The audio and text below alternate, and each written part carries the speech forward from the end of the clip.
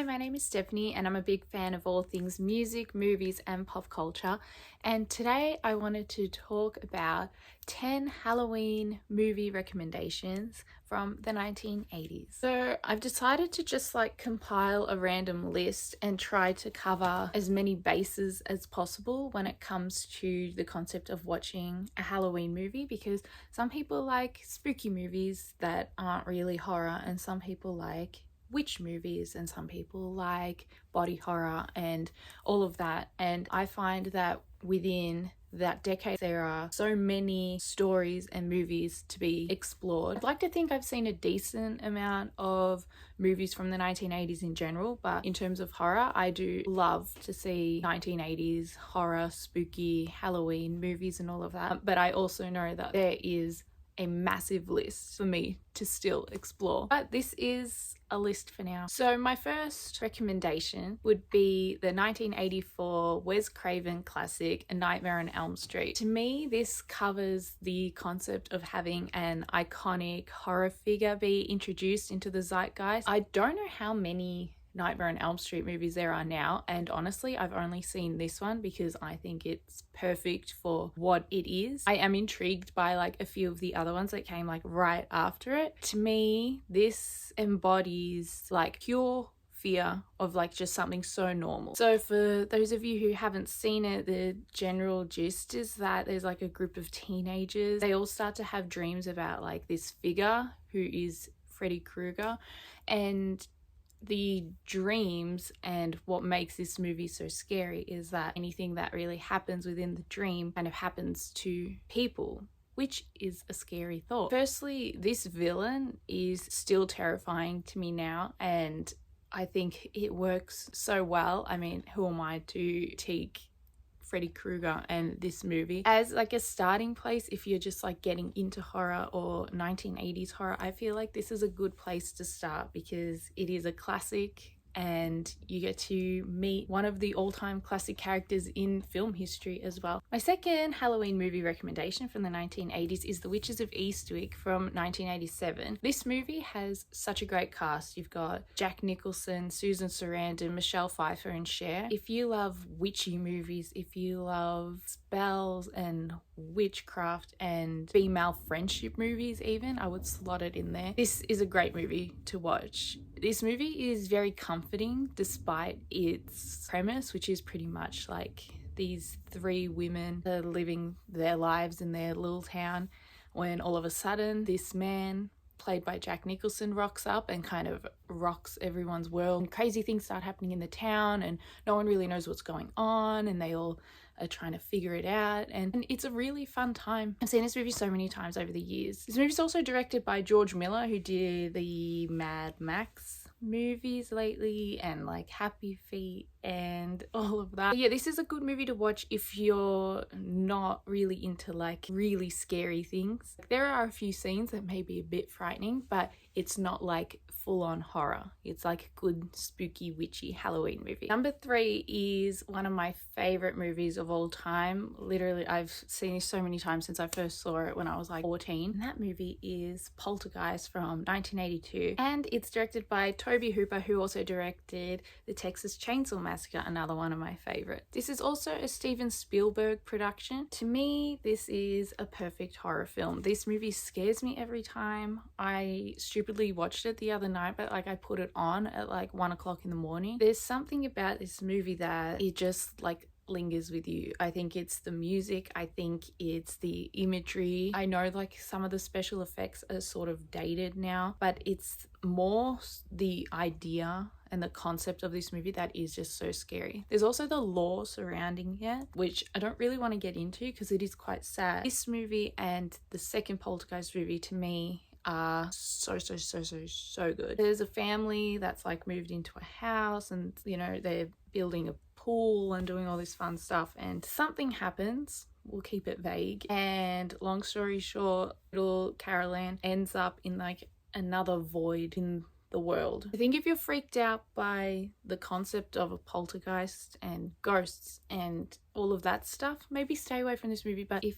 it's something you're intrigued by, or you want to watch a cool 1980s movie, or if you want to see something that's really pretty, to me this movie is gorgeous. It's so stunning. I love the house. I love what everyone wears. The music is fantastic. It's so haunting, and every time I hear it, it just brings me back to the first time I heard it. I think that you should give Poltergeist a try. Number 4 is for those of you out there who love a musical and love a spooky musical about creatures and all cool, kooky things. So this is Little Shop of Horrors, and it's a great little musical that is about this character of Seymour who is just living his life working in like a plant shop when certain plant comes to life and everyone is dealing with it. The songs in this movie are so fun and catchy. Rick Moranis stars in this movie. Steve Martin is there. Bill Murray. Like, it's a cast full of like people that just kind of rock up, sing a bit and do their thing, and it's super fun. And it's like perfect for Halloween time because of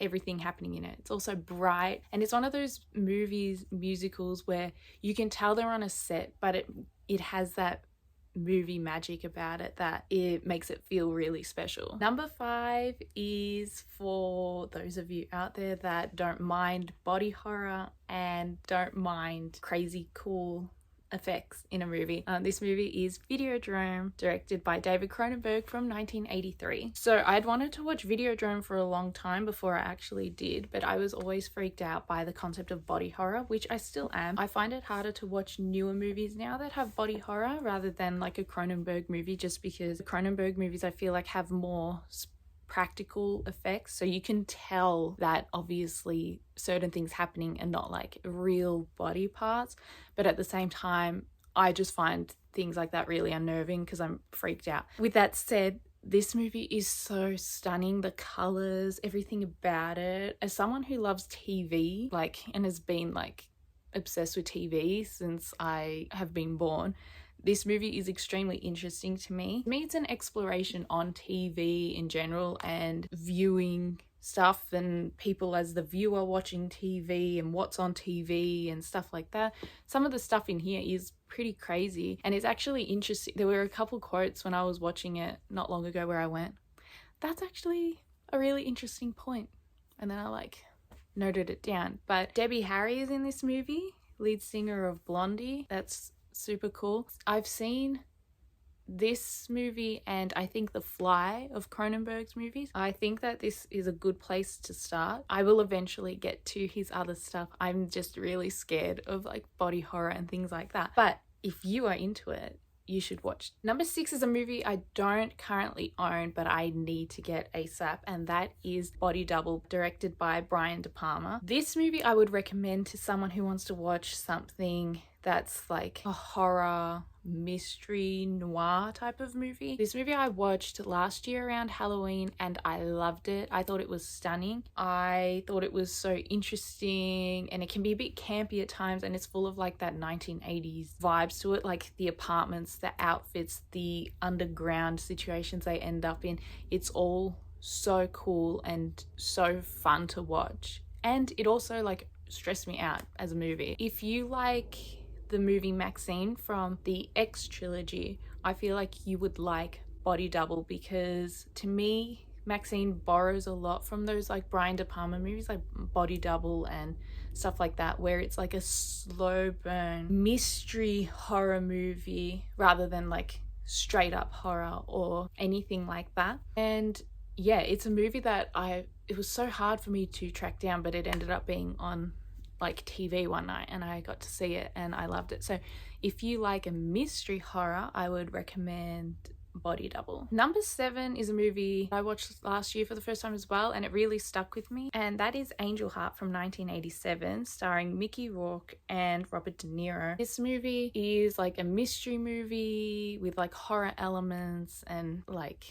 witchcraft, and there's so much happening. And again, this is another really pretty movie. I feel like most movies from the 1980s have this stunning color to them, and again, the sets and everything is so cool. This movie is set in like the south of America, and it's another like mystery situation and like a noir type of movie, and I think that it really fits in well for like October. I think it's a really cool movie, and I also think it's pretty underrated. Number 8 is a classic that everyone who loves horror needs to see at least once, and that is Stanley Kubrick's The Shining from 1980. This movie is a journey. I think I tried to read the book once. It is obviously based on the Stephen King novel, which I don't think it's as accurate to the novel. I've heard, I can't really say just because I haven't read the novel, but it is based on the novel. I first discovered this movie when I was first getting into horror, maybe like 11 years ago, whenever it was. It was one of those movies that I remember I was freaked out by it. There's a few things in here that really freaked me out, but